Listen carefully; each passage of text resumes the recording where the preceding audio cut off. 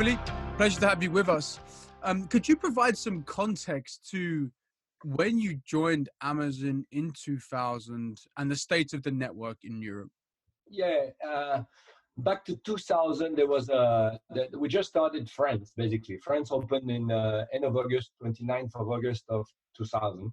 And there was only two countries open, which were UK and Germany, which were both open. They both opened in 1998. And when I say open, it's a difficult. It's not really open because Amazon bought two companies, one in the UK, one in Germany, to start up their business in those countries. In France, one of the particularity was that they just cannot buy anybody. There was nobody to buy. And therefore, they started from scratch. And everything from scratch, from everything on the catalog side of gathering, obviously, because at that time, we were only selling four products.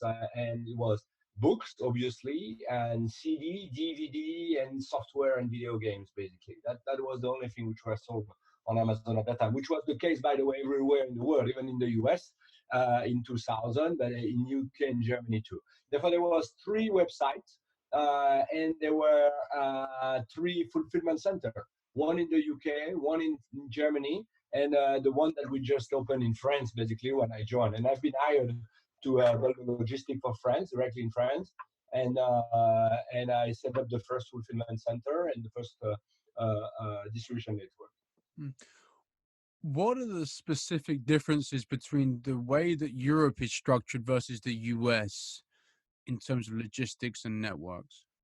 Not much, by the way, if you consider each country as a country. Therefore, if you compare France and the US and UK and Germany, there is not much difference.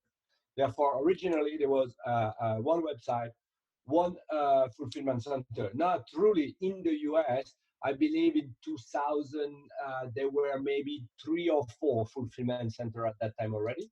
There was Seattle, one of the historic one.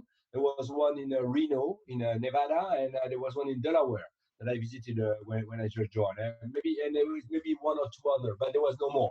But there was no difference in the structure. Basically, each of the website has its own catalog, and each of the website has one, or like the US, several fulfillment center, basically. But in Europe, it was one for one. There was one fulfillment center per website, and the product were both in the fulfillment center and were sent to everyone ordering on the website they've chosen.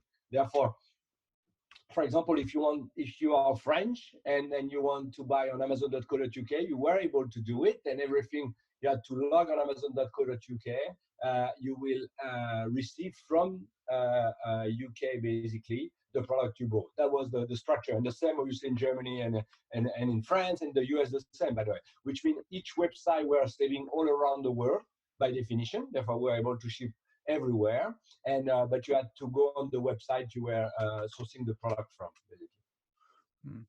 And how has the network evolved in Europe? In Europe, it took almost 10 years, but we morphed it in this relation of one-to-one relation between fulfillment center and website.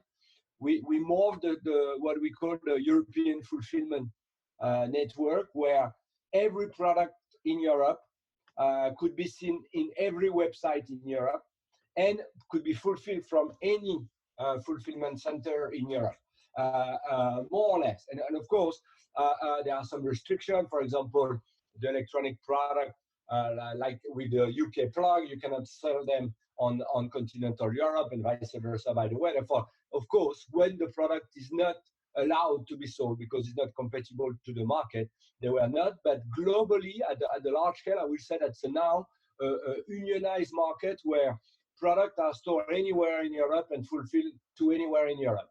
Obviously, it started from this structure, this country structure, and there is still a huge tie between the website and the country fulfillment center, because you want to get the product closer to the customer where they're buying. Therefore, most of the French products are still in France, and Germany the same, and UK the same. And now, also in Europe, on top of it, two additional websites have been opened, end of 2000 or 2008 and 9, basically.